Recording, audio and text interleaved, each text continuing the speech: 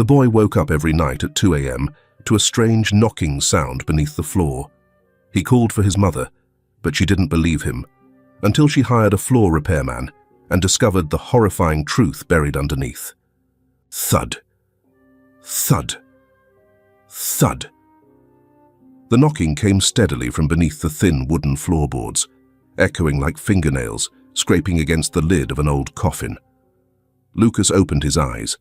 He sat up, back pressed against the wall, heart pounding so hard he thought it might burst from his chest.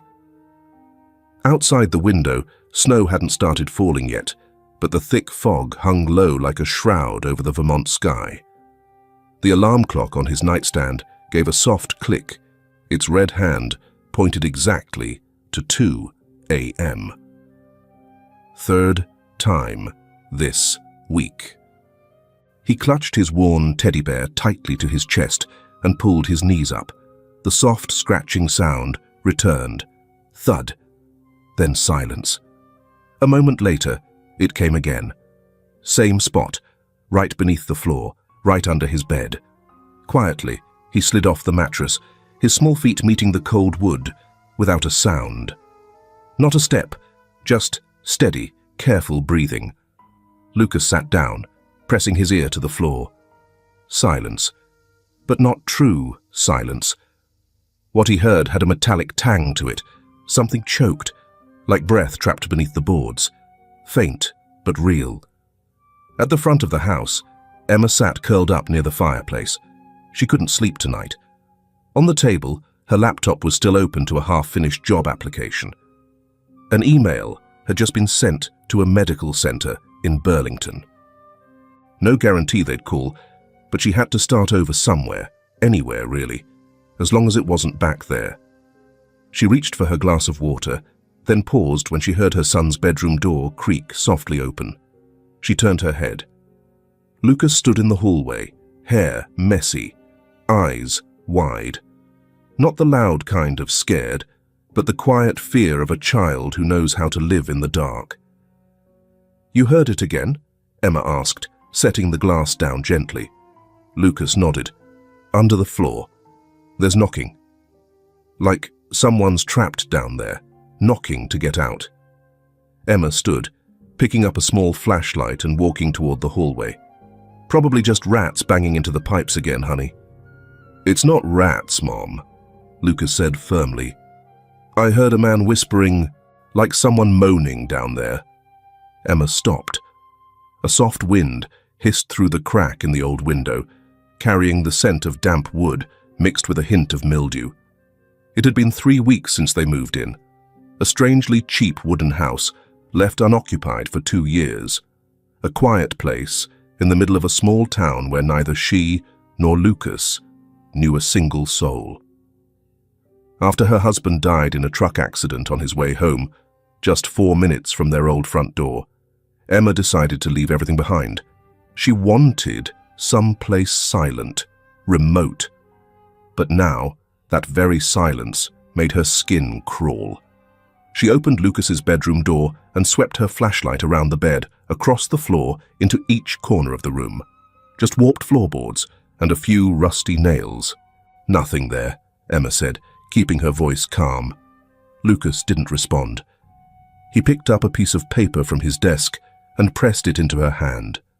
On it was a crude drawing, a person lying face down on the floor, hands clawing upward, eyes wide open and rolled back white.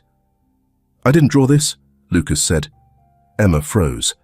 "I mean, my hand did, but my head didn't think of it."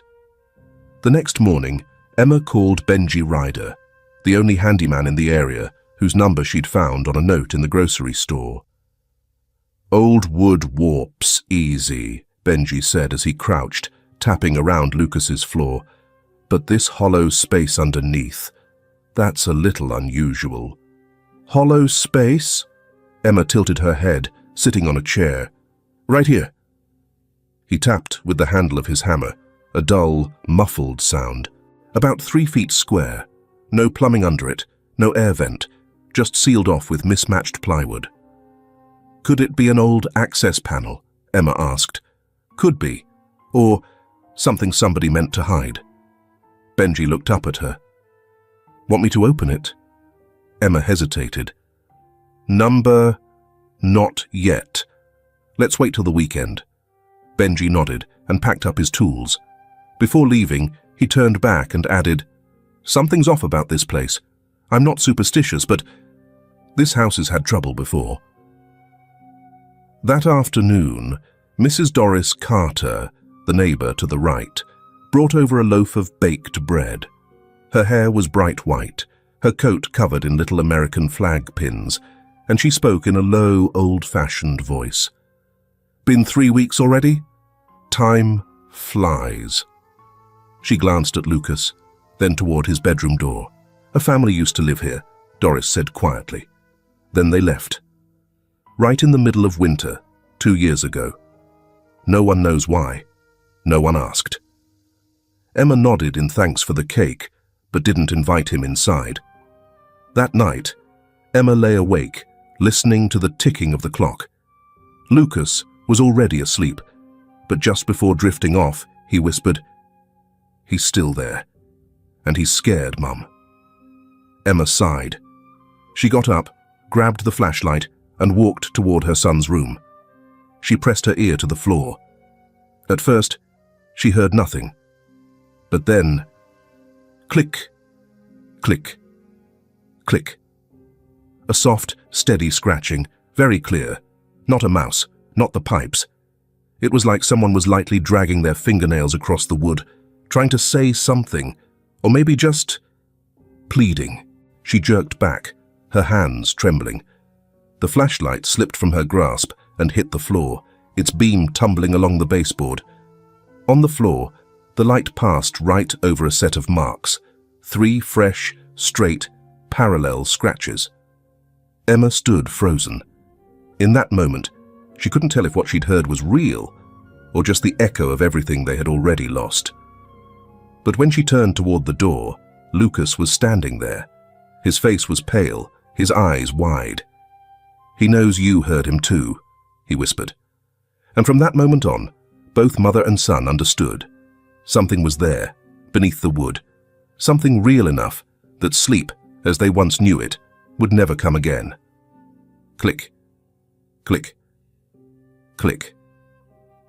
The sound echoed dry and hollow through the still room. One by one, the screws came loose from the wooden hinge, each clink hitting the old floorboards like every noise carried weight. Benji Ryder had knelt on this exact spot once before, 3 days ago, after Emma had called him over in a rush, unsure whether she actually wanted him to come. Back then, he'd only given the place a quick look, shined his flashlight into the cracks, stood up and shook his head. Might be rats, might not be. Only way to know for sure is to open it up. Emma had hesitated then. She wasn't sure what she feared more, the scratching sounds every night, or the chance that something real might be down there.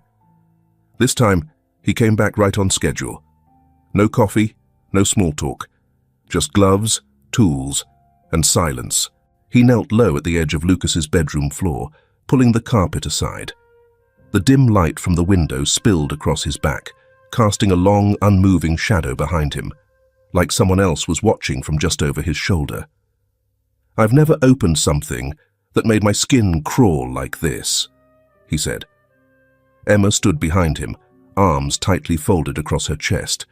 In one hand, she held a small flashlight, her finger hovering over the switch, ready, but waiting. Not out of reluctance. Out of a sharp, unshakable feeling that once that light came on, everything would change. Lucas stood in the doorway, clutching a worn grey teddy bear. He didn't speak, didn't ask questions, didn't hurry them. He just watched, and the way he watched, it wasn't the look of a child hoping to see something strange. It was the look of someone who already knew what was about to appear. Beneath the floor was a narrow, dark hollow, about 3 feet deep. Old mildewed cloths were stacked like burial shrouds. At the bottom, foam insulation sealed off the last layer, yellowed to a brownish grey, like rotting soil. The air that drifted up was damp and heavy, with a faint metallic tang blended with that unmistakable mouldy scent. The smell of time, shut in too long. Benji shone his light into the space. The beam cut through the hanging dust, revealing cracked wood, mold embedded deep in the grain. He lowered his voice, almost too quiet to hear. "Emma." She crouched down beside him and flipped her flashlight on. A sharper, stronger light swept the hole, then stopped, suddenly. A dent, then a small tear.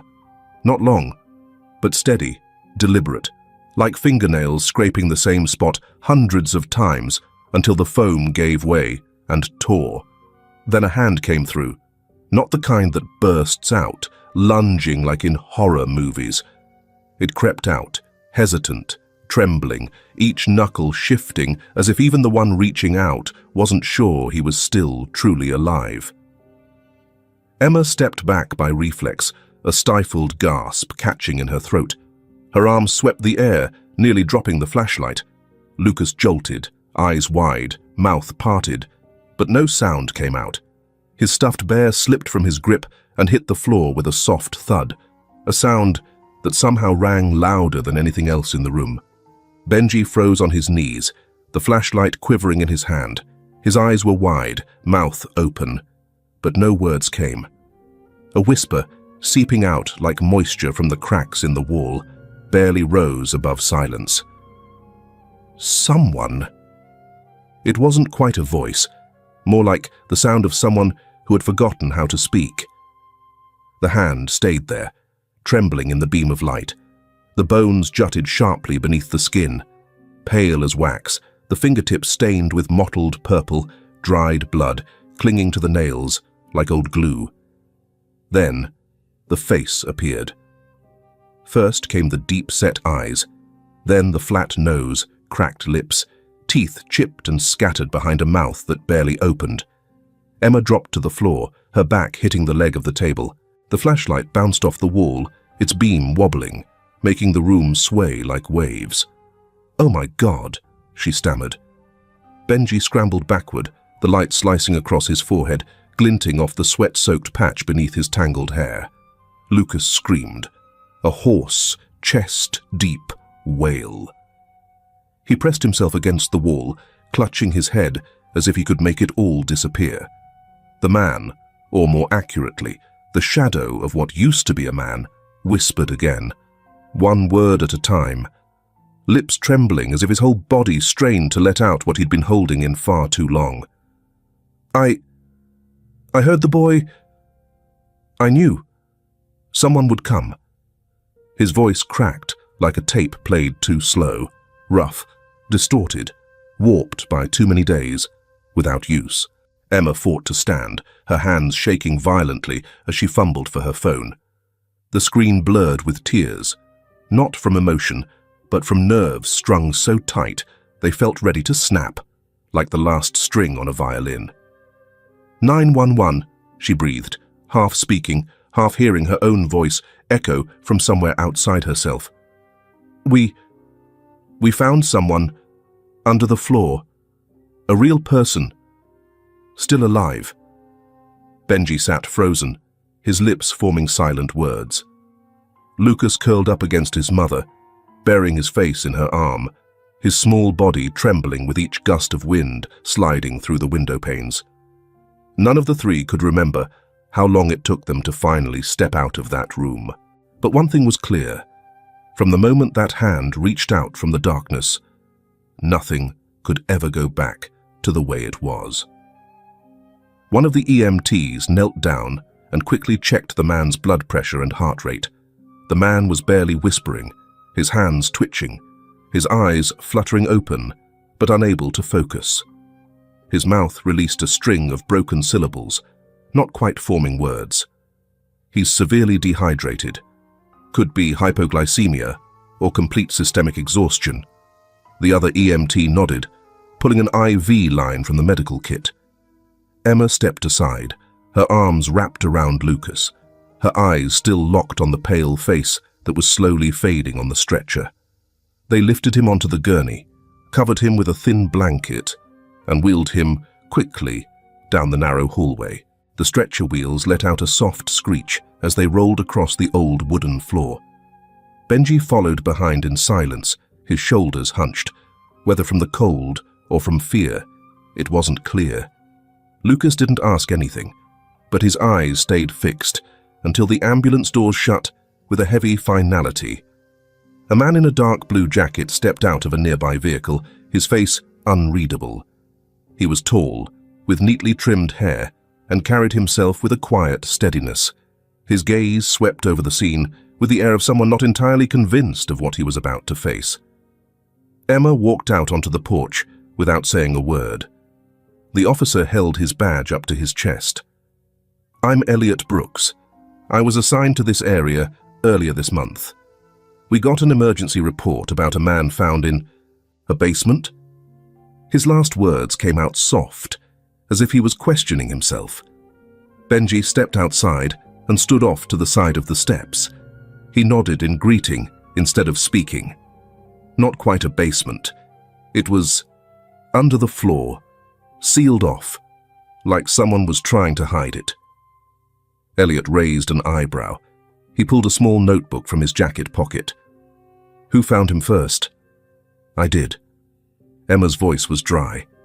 "I called in a flooring contractor because I'd been hearing strange noises. When they pulled the boards up, he was under there, alive, shaking, pale skin. I don't know who he is." Elliot jotted down notes, then walked over to the bedroom doorway, where part of the floor was still open. He shone his flashlight down, crouching to get a closer look at the torn-up foam and planks. When he turned back, his expression had shifted, serious, intent.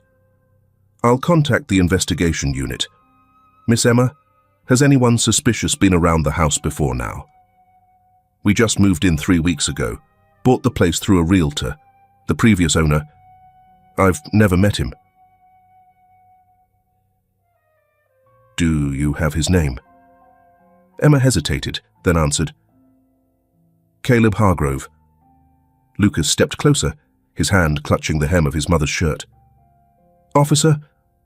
Elliot crouched down to the boy's level, his gaze softening. "You want to tell me something?" Lucas looked toward his room. Then he spoke, slowly. "I heard him. Many nights before." "Heard what?" "Whispers. Knocking sounds. But I think someone else was down there before him." Emma said nothing. But in her mind, the name Caleb Hargrove had just carved itself a little deeper. Lucas was sent to Becky's place early the next morning. Becky was Emma's younger sister. She lived alone in a small apartment on the second floor at the end of Pine Hollow Street. She worked as a librarian at the high school, quiet, practical, and always the kind of person who showed up just when Emma needed a quiet place to breathe. Emma didn't explain much. Becky took one look at her sister's dark circled eyes and tightly pressed lips, then silently pulled Lucas into her arms. The boy didn't ask why. He just nodded and clutched his grey teddy bear. When the door closed behind them, Emma exhaled sharply, like someone had just cut a strap around her chest. At Addison County Hospital, in ICU room 203, the man who'd been pulled up from the cellar now lay motionless on a metal bed draped in white sheets. An IV line ran into his bony arm, his skin mottled with old scars and deep bruises. The heart monitor beeped steadily, one beat at a time. But to Emma, each tone struck like the ticking of a countdown clock towards something still unnamed.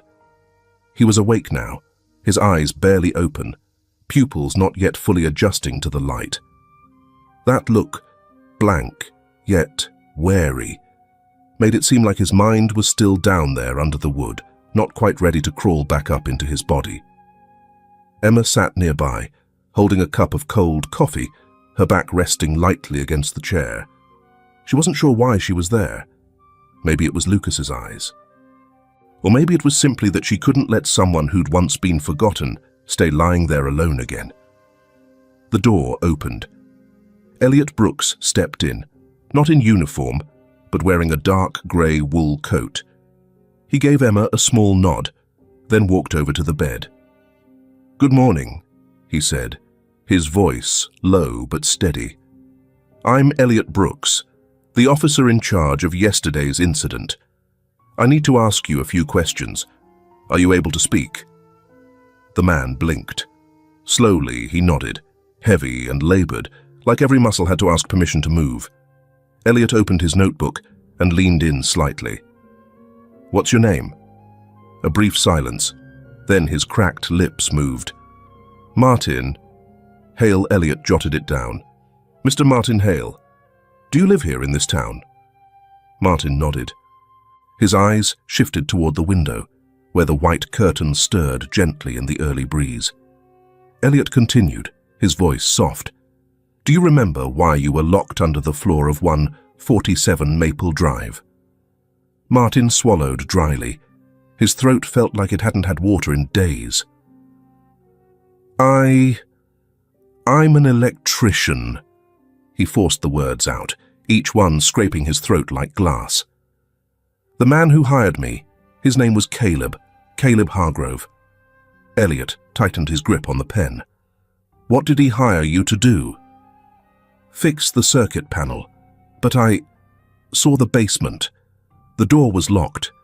There was a strange smell, scratch marks on the floor." Martin paused for a moment, as if trying to retrieve an image blurred by light and time. "I suspected someone was being kept down there." Emma held her breath. She looked at Martin, a chill running down her spine, just like the first night she heard the knocking beneath the floorboards. Elliot leaned forward, his voice now lower. "What happened after that?" Martin looked up, his eyes quiet, but filled with despair. "I planned to go back that night to sneak in and take a few pictures as proof." "And?" "I didn't make it." His voice dropped. "Someone was waiting. I was hit from behind. When I came to, I was already down there." Elliot paused for a second. "Did you see who it was?" Martin shook his head. A slow, painful shake. "Number. I just remember the sound of the trapdoor and a shadow standing close to me. After that, just cold and silence." Emma turned away. She didn't want to imagine it, but the image had already come alive in her mind. A room with no sound, no light, no sense of time, only life ebbing away, one breath at a time. Elliot set down his pen and studied Martin more closely. "Do you remember the time? How long do you think you were held down there?" Martin looked Elliot straight in the eye. In those clouded pupils was something both painful and certain. 3 years. The word had barely left Martin's mouth when the quiet click of shoes echoed down the hallway. Elliot and Emma turned their heads at the same time. A tall man with snow-white hair walked in, wearing an old brown leather coat with tarnished brass buttons. In his left hand, he held a police cap.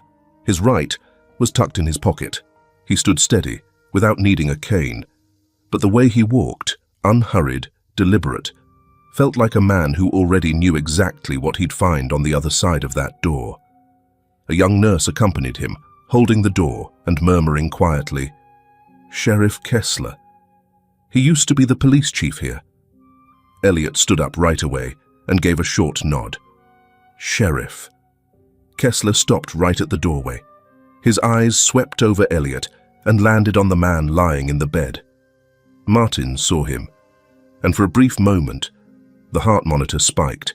His body went rigid, his eyes opened wide. But it wasn't joy, nor was it surprise. It was fear. Emma caught it instantly. She had seen patients wake up in the middle of the night, startled by hallucinations. But this wasn't one of those looks. This was the look of someone who'd just seen the man who left him in that basement. Not the one who did it, but the one who knew and said nothing. Sheriff Kessler didn't flinch. He just stood there, cap in hand, eyes fixed on Martin. "I heard the news. Someone just came back from the dead." His voice was low, steady, emotionless, like he was talking about someone finding a lost dog in an old yard. Elliot didn't answer, but stepped slightly to the side, placing himself between Martin and Kessler. It wasn't obvious, but anyone paying attention could tell he didn't fully trust the man who came before him. Sheriff Kessler curled his lip. Not a smile, just a slight tilt of the head. "I was the one who signed off on that property transfer back in 2020. The previous owner moved out in a hurry. No legal issues. And no missing persons reports in the file," Elliot replied, his voice a shade sharper. Kessler crossed his arms, eyes narrowing on Martin. "Then I guess no one was looking for him, or no one cared." Martin clamped his lips shut. His neck flushed red, like he was choking on silence itself. A cough burst out, followed by a faint, painful groan. Emma stepped back, tightening her grip on her purse strap. She didn't know exactly what kind of history lay between those two men, but the air in the room had just gotten heavier. Elliot gave a slight nod. "Thank you for stopping by, Sheriff. The patient needs rest now." Kessler didn't react for a few seconds. Then he stepped back, turned, and headed for the door. But just before leaving, he paused. His voice dropped low, almost quiet enough for Elliot alone. "You're new here. Some old things are better left buried. This town has its own way of keeping peace." The door closed behind him.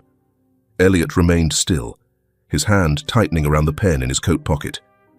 Emma glanced at Martin and saw his lips moving, no sound coming out. Finally, he spoke, just loud enough for her to hear. He knew from the beginning. No one could say what still lay hidden in that darkness, much less imagine the sheer horror of a truth kept buried for far too long. Emma opened the door slowly, as if afraid of disturbing a past still hiding beneath the wooden frame. The house was unusually quiet now. No more tiny footsteps of Lucas running circles around the sofa. No more wind whistling through the door cracks at night. Only the creak of long unused hinges and the damp scent of old wood lingered in the air, a smell that suggested the house itself had witnessed more than anyone could imagine. Elliot stood just behind her, hands in the pockets of his coat. Neither of them needed to speak the thought out loud. This wasn't just a routine scene check. This was the moment they had to face what the entire town had long chosen to ignore. "Martin said the basement isn't under the living room," Emma whispered. "It's beneath the hallway behind the kitchen." They followed that lead, moving through the narrow kitchen where the wall paint had begun to crack, stopping in front of an old section of wall, patched and sealed. No door, no hinges. Elliot tapped it lightly. It sounded hollow. Then he knelt down, shining his flashlight. "Fresh layer of cement," Elliot said, "but there's still an air gap along the bottom edge." Emma crouched next to him, running her fingers along the surface until they paused at a spot where fine hairline cracks spread like a spider web. A voice behind them broke the silence. "This is exactly where I had my suspicions 3 years ago." Emma turned sharply. A woman in her 30s stood at the front doorway.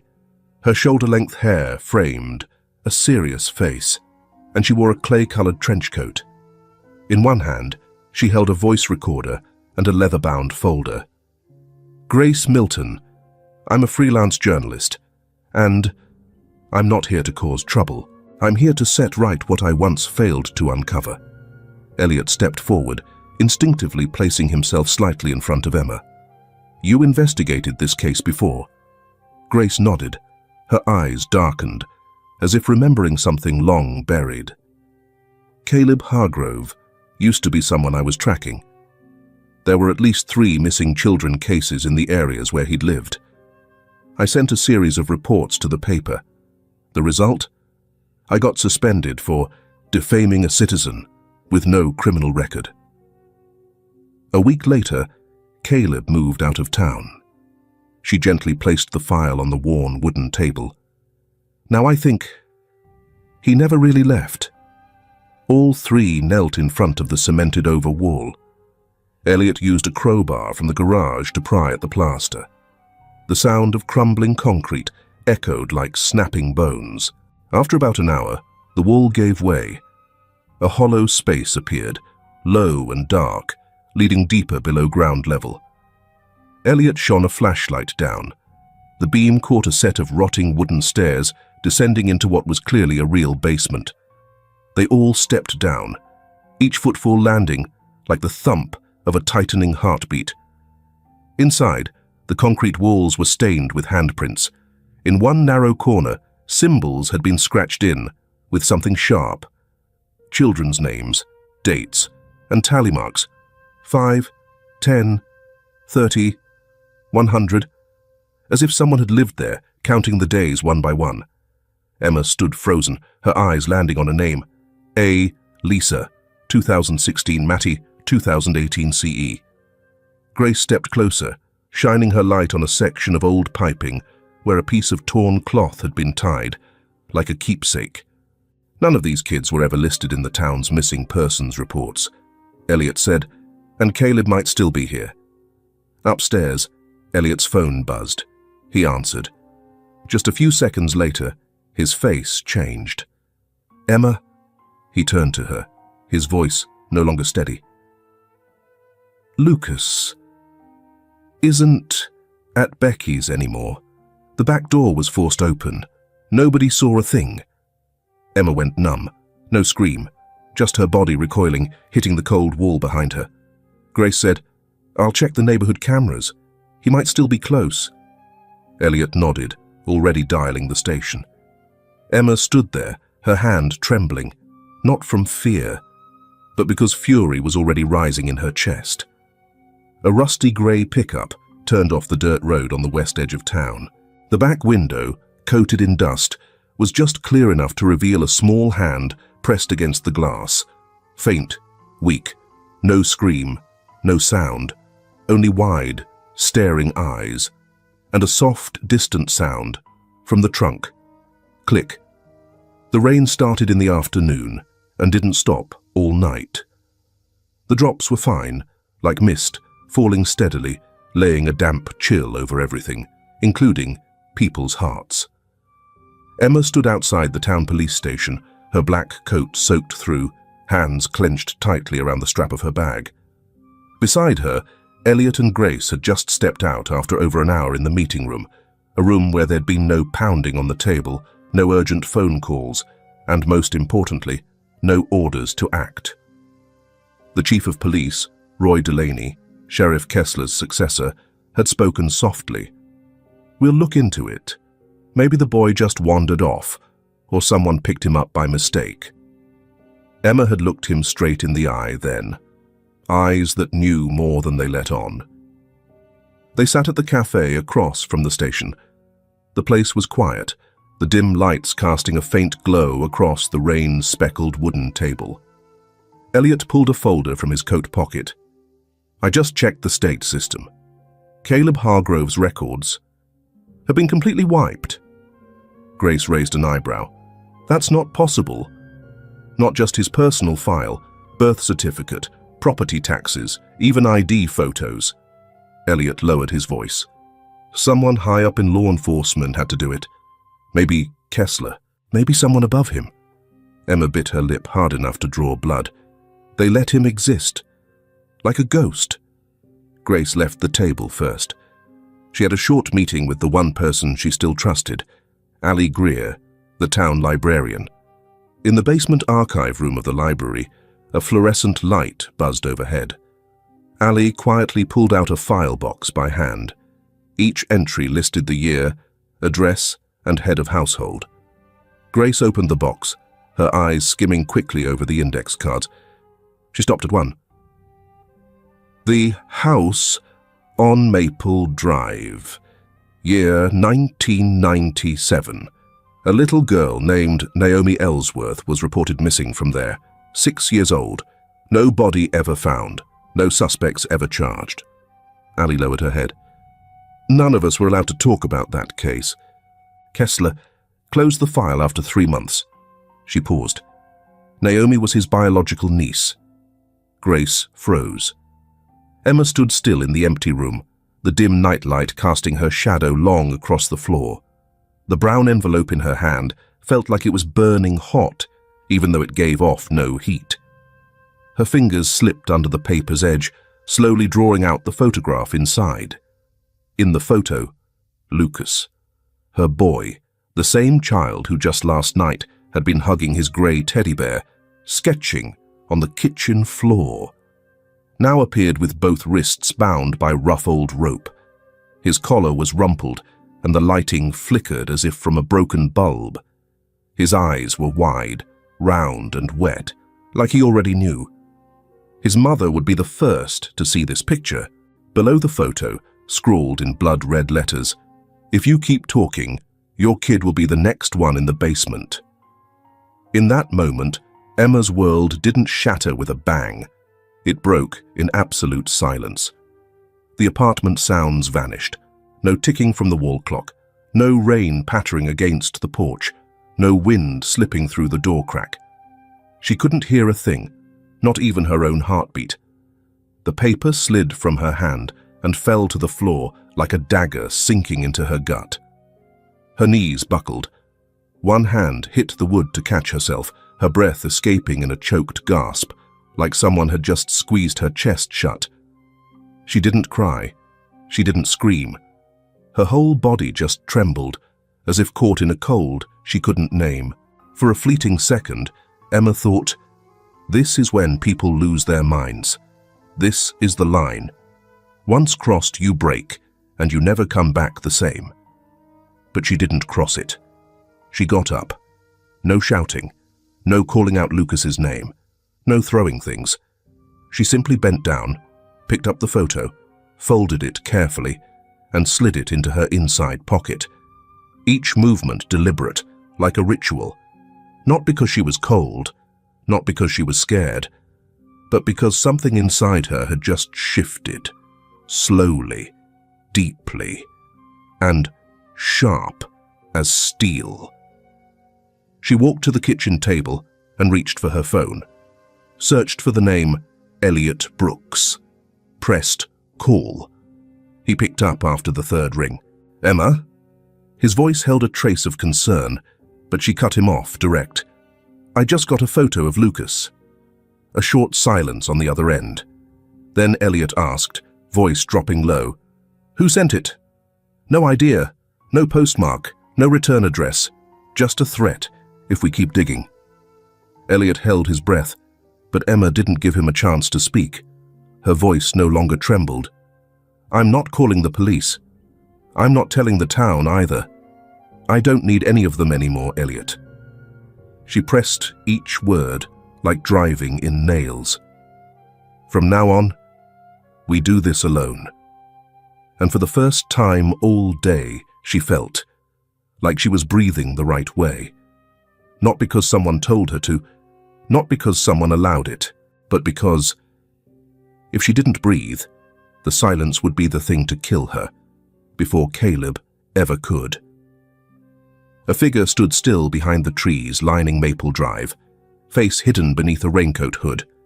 At his feet, the wet earth held the impression of large boots. He didn't move, just kept his eyes on the glow from Emma's living room window.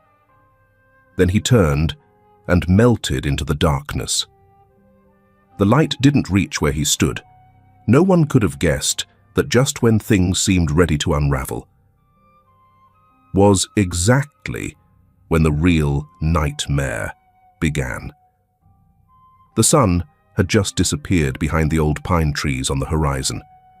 The house on Maple Drive was swallowed by darkness, the only light a faint beam from a flashlight slicing through the musty, dust-heavy air.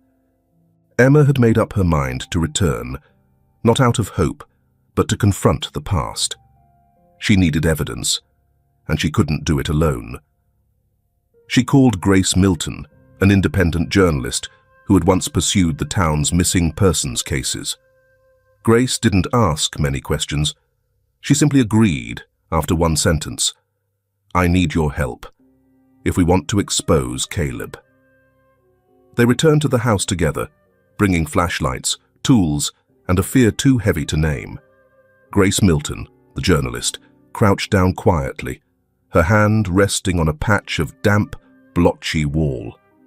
Tilting her head, she ran her flashlight slowly along a line of cracks. "This mortar's newer than the rest," she said softly, turning to Emma. Emma Carter stood nearby, backpack of tools on her shoulders, wearing thick rubber gloves. She nodded without speaking.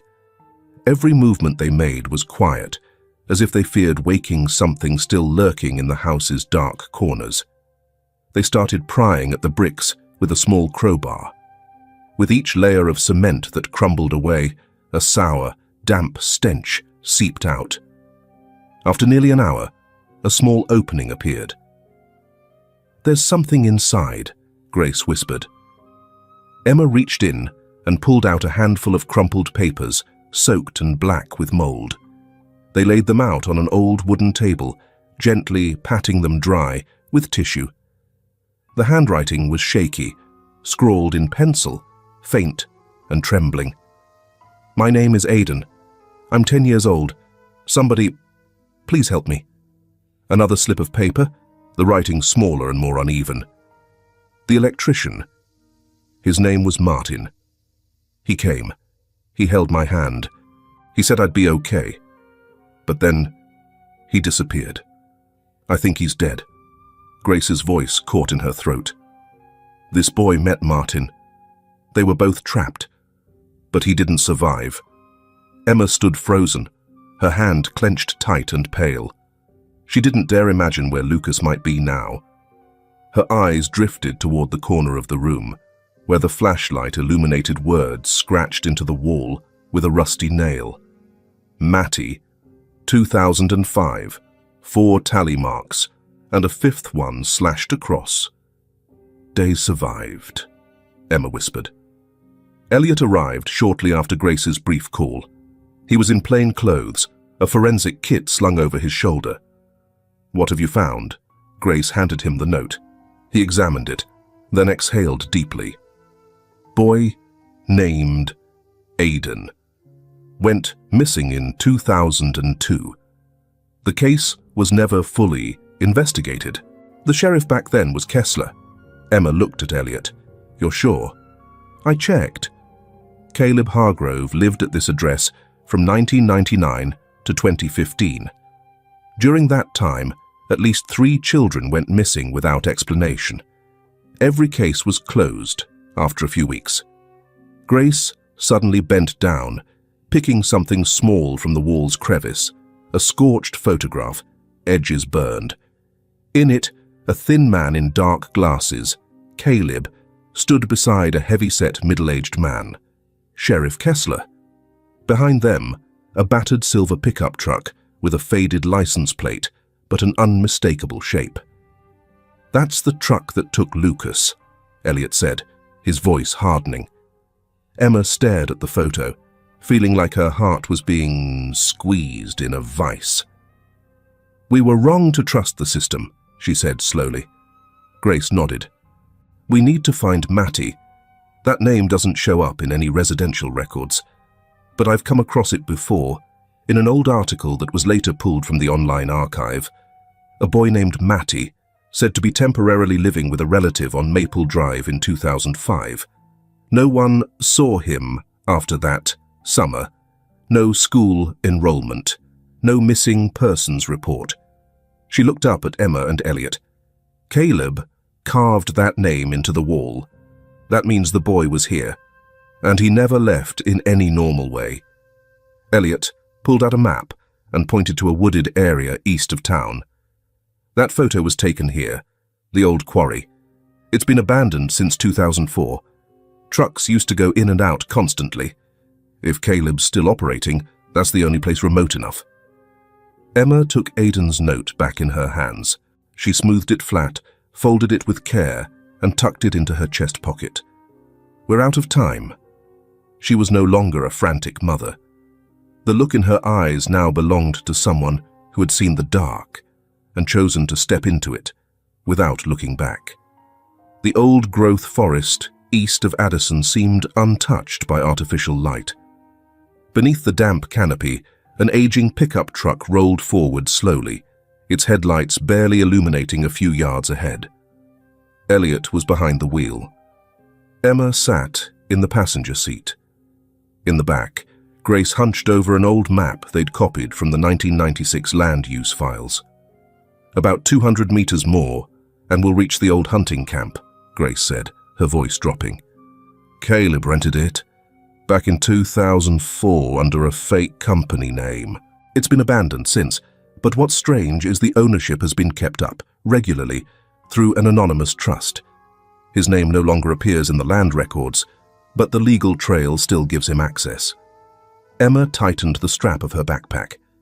Inside were a flashlight, a flare gun, and Lucas's handkerchief, the one she'd found in the storm shelter in her basement. When the truck came to a stop, no one reached for the door right away. A cold wind whispered through the pines, carrying the scent of rot and damp earth, the smell of a place untouched by time. The cabin emerged faintly through the underbrush, slanted roof, splintered wood siding, but the iron padlock on the door looked new. "He's been back recently," Elliot murmured. "This lock was just replaced." Emma wedged the crowbar in gently. The door gave way with a creak. Inside, the cabin was pitch dark, but not cold. The air held a faint warmth, as if someone had just been there. They stepped in. The smell of sweat and mildew hit them. On the table sat a glass of water, still half full. A piece of stale bread rested on a dented tin plate. Grace moved to the corner of the room and pointed to a section of rug pulled slightly out of place. "There's a trap door." Elliot tugged the rug aside. A metal handle glinted, part of an old iron hatch, rusted but intact. They opened it. A narrow wooden staircase led down into thick darkness. No power, just shadows, heavy and unmoving. Emma went first. Below was a small room, low-ceilinged, walls padded with old carpet and foam for soundproofing. In the middle lay a length of iron chain, one end crudely severed. On the floor, she spotted a scrap of Lucas's handkerchief. The smell still lingered. He was here. Not long ago. Emma's voice cracked. She dropped to her knees, picked up the cloth, and pressed it against her chest. Her eyes swept the room, fresh wear on the chain. Tiny footprints disturbed the dust across the rug. No lab test, no camera feed was needed. A mother's heart told her what no one else could confirm. Lucas had been held here, and Caleb was still playing his game of cat and mouse. Click. A faint sound came from outside the cabin. Elliot immediately looked up. "Someone's out there." He stepped forward and drew his handgun. But the moment he opened the cabin door, a figure lunged at him. A gunshot rang out sharply through the woods. Elliot collapsed, clutching his stomach in pain. Grace screamed. Emma pulled her back inside. The tall, masked intruder froze at the doorway for a moment, then took off into the forest. A tattoo was visible on his arm. 714. Emma pressed Elliot's jacket against the wound without hesitation. Grace grabbed the emergency radio and called for help. That number, it was in Aiden's journal. The torn-out page said 714 was the last day, Grace said, her hands still trembling. Elliot whispered through gritted teeth, "He won't get far." "He knows we're coming." Emma gripped his hand tightly. Her eyes had no more tears, only fire. The sound of a rescue helicopter echoed in the distance not long after. Thanks to the signal from Grace's emergency radio, medics and a small tactical team had been dispatched from the nearby town. While a nurse administered first aid to Elliot on the spot, Emma stood silently by. Her face had gone pale, but she never blinked.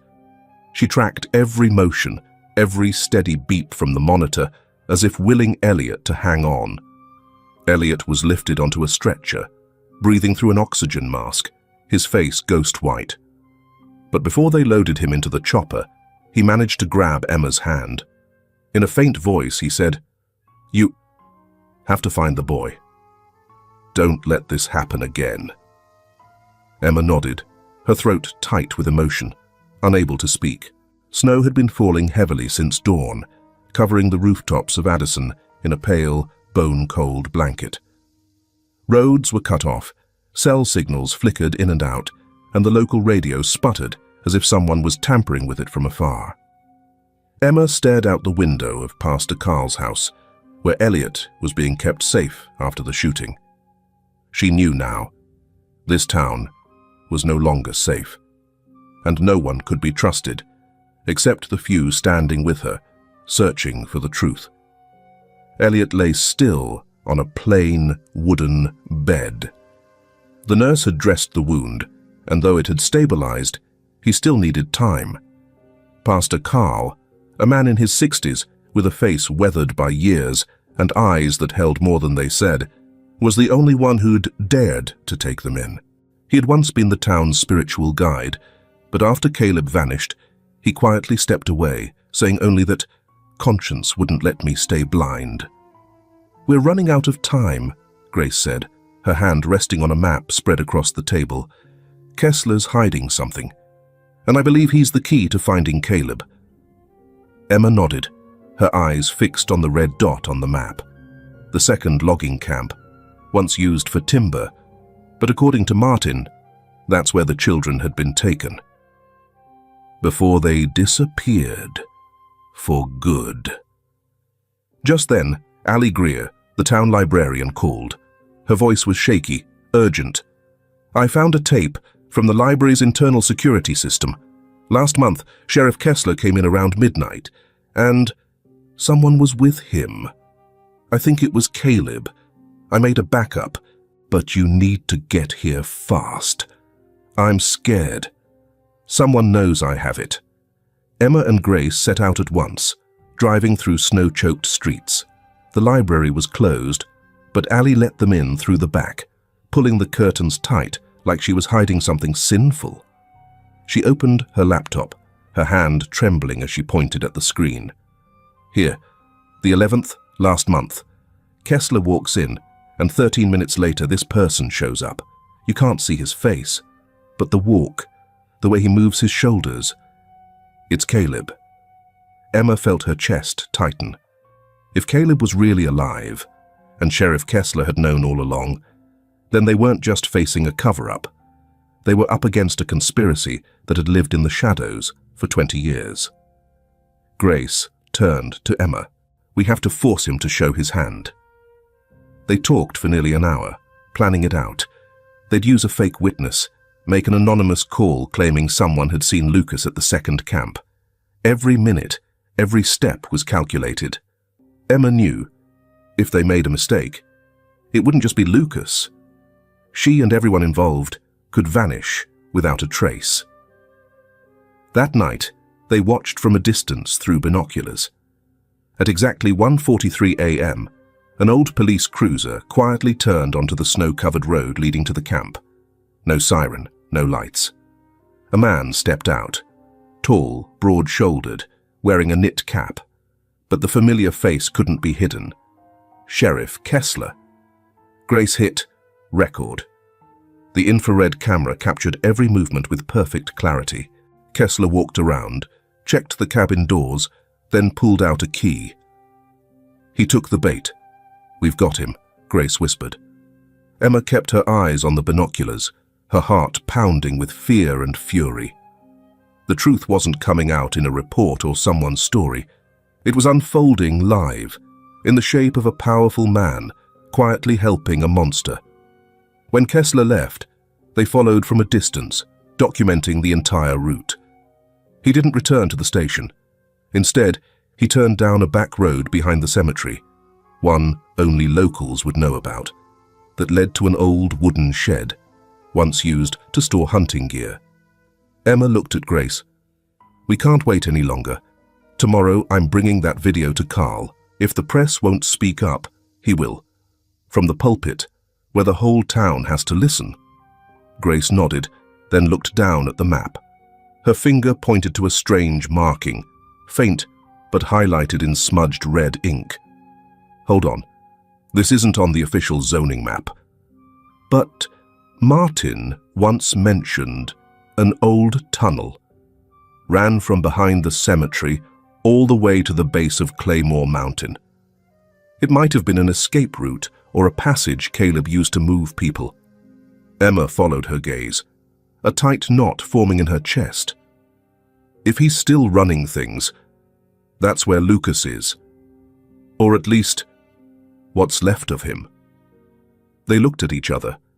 Neither said a word. The wind howled through the cracks in the door like a distant warning. But to them, it was something else. Entirely. It was the sign that the hunt had already begun. The sky was blanketed in thick fog as Emma made her way toward the abandoned lumber mill at the base of Claymore Mountain, the spot Grace's map had marked as the end of the old tunnel. She hadn't slept at all the night before. The image of Elliot, lying motionless and wounded, and the hollow look on Lucas's face kept flashing in her mind, slicing through her heart with every recollection. The guilt, the torment of knowing that her own decision had led to others getting hurt, wouldn't let her rest. She knew that if she didn't act now, the regret would haunt her for the rest of her life.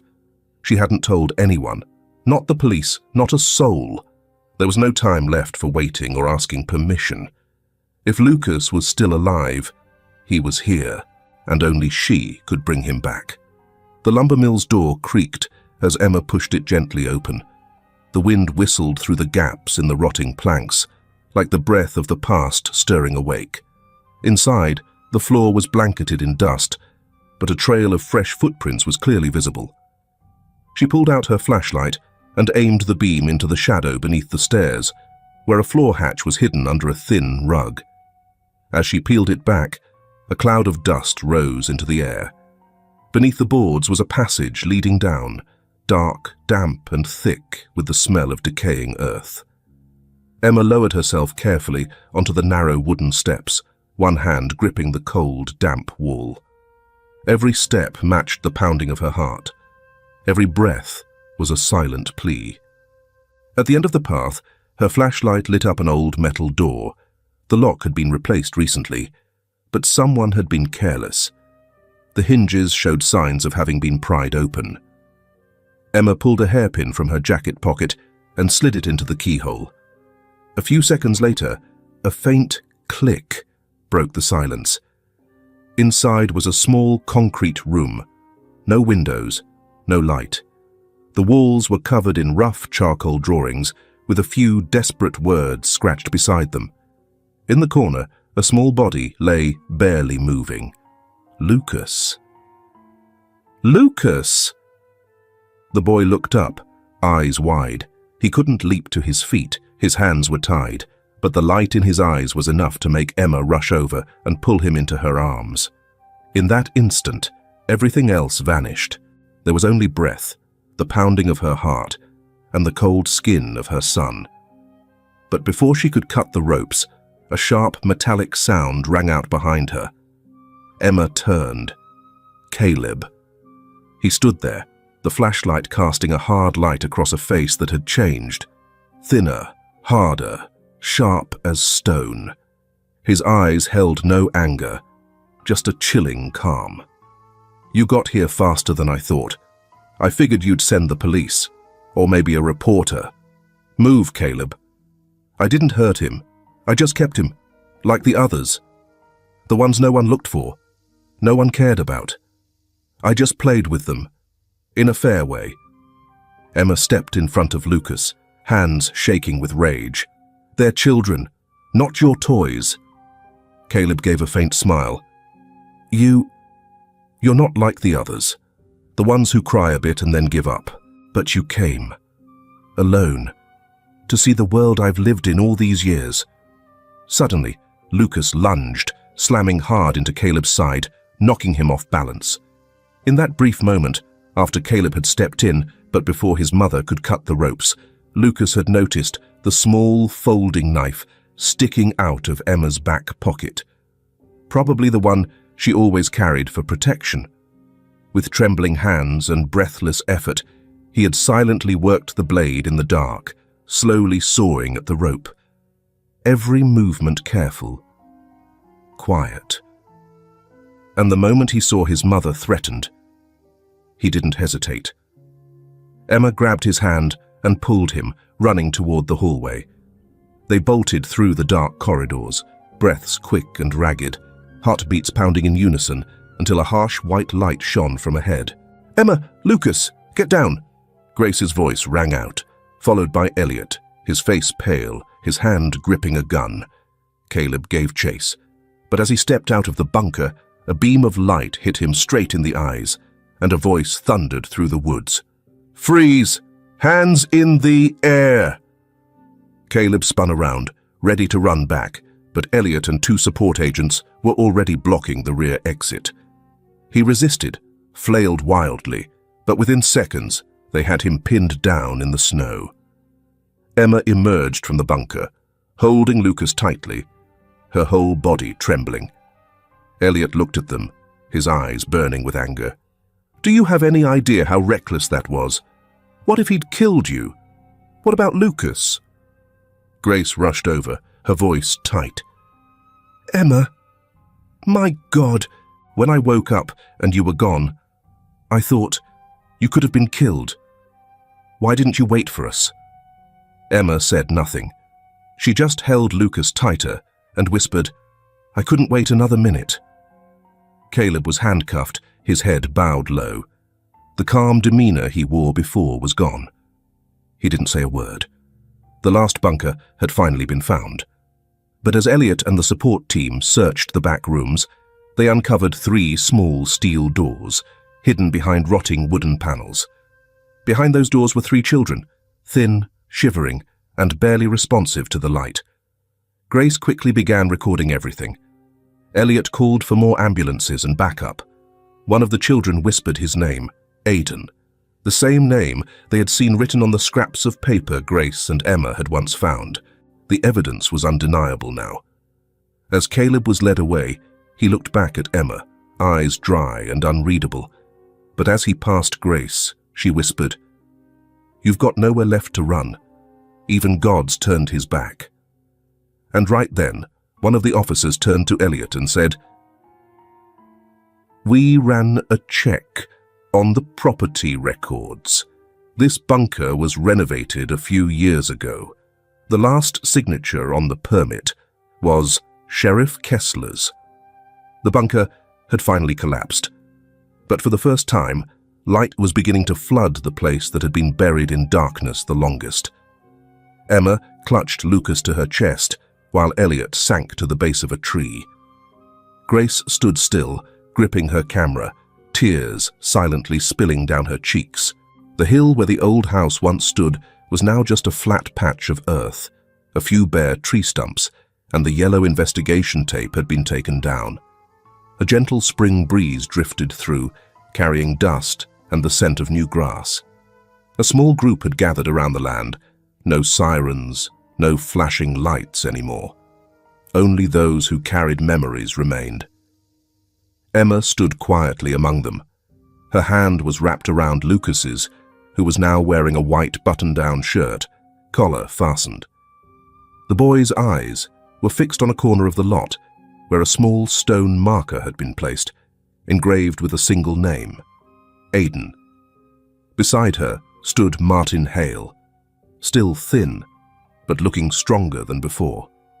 He was the first to speak.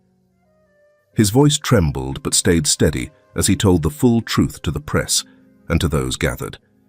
He did not shy away from saying Caleb's name, and he left out no detail about what Sheriff Kessler had done to cover it all up. I once thought I'd never climb out of that hole. But today, I'm standing here not just to speak, but to say this: Those children are no longer whispers in the night. They have names, they have stories, and they deserve to be remembered. Federal agents had stepped in. After the raid at the lumber mill, the files of missing children from over 2 decades were reopened. Sheriff Kessler's name appeared on the indictment. At the hearing, he bowed his head in silence, offering no defense. The town, so used to keeping quiet, was now learning how to face the sound of the truth. Grace returned to the city, but not before leaving Emma a copy of the film she had recorded. "Not to accuse," she said, "but to remember that we did not stay silent." Elliot was still recovering from his injuries, but he came to the memorial, his shoulder bandaged, his steps uneven. When Lucas ran to hug him, the 3 of them, Lucas, Emma, and Elliot, stood together beneath the trees, the sunlight gently filtering through the leaves. Emma looked down at Lucas. For the first time since she moved here, she smiled, not out of comfort, but for real. No more fear cracking through the floorboards, no more nightmares waiting in the dark. Lucas reached into his pocket and pulled out a small stone. He knelt beside the grave marker and gently placed the stone just beneath the name Aiden. Then he whispered, "Now, he's not buried under the floor anymore." Silence followed, not from grief, but from something only those who have walked through darkness can truly understand. Relief. A beginning. The story came to a close, not with screams, but with stillness, not with harsh justice, but with a soft light, slipping through the final crack in memory to begin the work of healing. And in that moment, the small town in the northeast, after all those years, was truly quiet again. Some stories aren't just meant to be told, but to remind us. The worst thing isn't the darkness. It's the silence that lingers when someone is crying out for help. Through Emma and Lucas's journey, we saw not only the strength of a mother, but the quiet courage of those who choose to face the truth, no matter how painful it is. What about you? If one day you found yourself in that place, would you stay silent, or would you speak?